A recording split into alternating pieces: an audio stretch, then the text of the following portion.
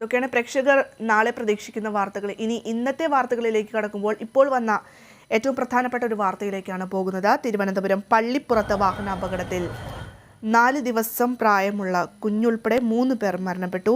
KSRTC ബസ്സും ഓട്ടോറിക്ഷയും കൂട്ടിയിടിച്ചായിരുന്നു അപകടം. വിശദാംശങ്ങളുമായി തിരുവനന്തപുരത്ത് നിന്നും അമൽനാഥ് ചേരുന്നു. അമൽ, ഏറ്റവും ദാരുണമായൊരു വാർത്തയാണ് ഇന്നത്തെ ഈ ഒരു ദിവസം അവസാനിക്കുമ്പോൾ തിരുവനന്തപുരത്ത് നിന്ന് വരുന്നത്.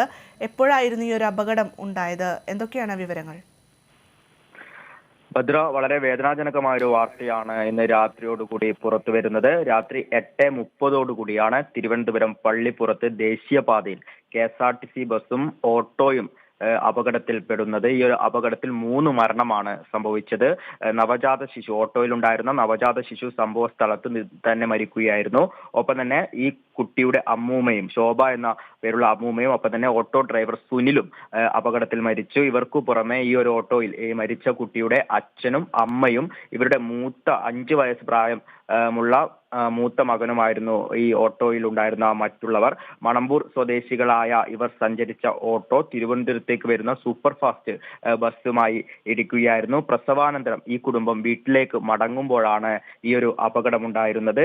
ഈ ഒരു അപകടത്തിൽ മരിച്ച കുഞ്ഞിന്റെ മാതാപിതാക്കൾക്ക് ഗുരുതരമായ രീതിയിൽ തന്നെയാണ് പരിക്കേറ്റിട്ടുള്ളത് എന്ന് തന്നെയാണ് ഇപ്പോൾ മനസ്സിലാക്കുന്നത്. ഇതിൽ കുട്ടിയുടെ അച്ഛൻ മഹേഷിനെ തിരുവനന്തപുരം മെഡിക്കൽ കോളേജിലേക്കും അമ്മ അനുവിനെയും ഇവരുടെ മൂത്ത മകനെയും SIT ആശുപത്രിയിലേക്കുമാണ് പ്രവേശിപ്പിച്ചിട്ടുള്ളത്. ഇവരുടെ 3 പേരുടെയും നില അതീവ ഗുരുതരമായി തുടരുന്നു എന്ന് തന്നെയാണ് ഇപ്പോൾ ലഭിക്കുന്ന വിവരം. അതേസമയം തന്നെ അപകടത്തിൽപ്പെട്ട KSRTC ബസ്സിലുള്ളവർക്കും സാരമായ രീതിയിൽ തന്നെ പരിക്ക് പറ്റിയിട്ടുണ്ട്. അമിത വേഗത്തിൽ സഞ്ചരിച്ച KSRTC ബസ് ഓട്ടോയിലേക്ക് ഇടിച്ചു കയറി എന്നാണ് നമുക്ക് ലഭിക്കുന്ന വിവരം. ഈ KSRTC ബസിന്റെ അമിത വേഗത തന്നെയാണ് ഈ ഒരു അപകടത്തിന് കാരണമെന്നാണ് മനസ്സിലാക്കുന്നത്. ഭദ്ര.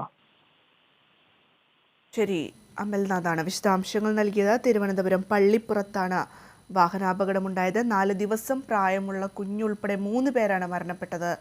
ഓട്ടോറിക്ഷ ഡ്രൈവറും കുഞ്ഞിൻ്റെ അമ്മൂമ്മയുമാണ് മരിച്ചത്. അതേസമയം കുഞ്ഞിൻ്റെ അച്ഛനും അമ്മയും മൂത്ത സഹോദരനും ഗുരുതരാവസ്ഥയിൽ ആശുപത്രിയിൽ ചികിത്സയിലുണ്ട്.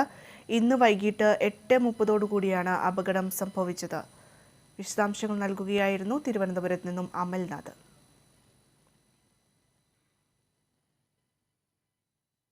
ഇടവേള.